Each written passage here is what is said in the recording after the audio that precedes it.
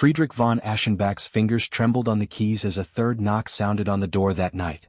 "Herr Professor, you're playing that piece again," said the widow Schaefer, standing in the hallway, a black mourning veil covering her aged face. The 2-meter-tall Venetian mirror in the study reflected Friedrich's image, but there was also a woman in a white dress standing behind him, her eyes bandaged in ancient Egyptian gauze, looking over his shoulder at the unfinished piece. Friedrich had bought the antique mirror from Mrs. Schaefer's antique shop on Blutgasse, Vienna's narrowest street, where sunlight never reached.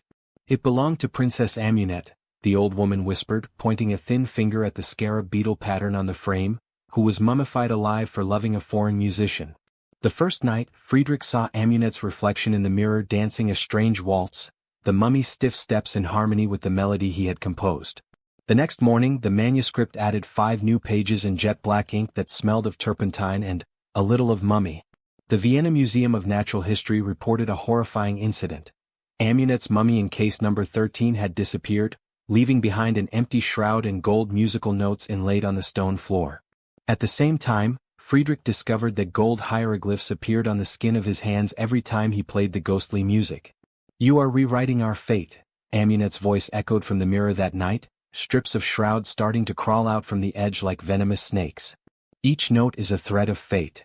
The night of the performance at the Musikverein, Friedrich lost control of his hands. The music played, each gold note on his skin burning blue. The audience rose to their feet and danced the waltz, their eyes rolling back to the whites. On stage, the mummy Amunet emerged in her true form. The bandages fell away to reveal a blackened face, the golden hieroglyphs beneath her skin glowing to the beat of the music. "I have waited 3,000 years for this moment," Amunet whispered, her bony hand grasping Friedrich's. He felt his flesh dry up, his fingers stiffening into bone and dry skin.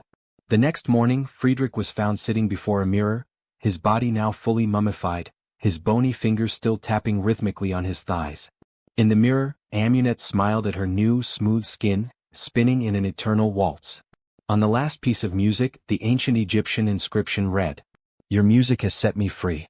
Now you will take my place as the prisoner in the mirror."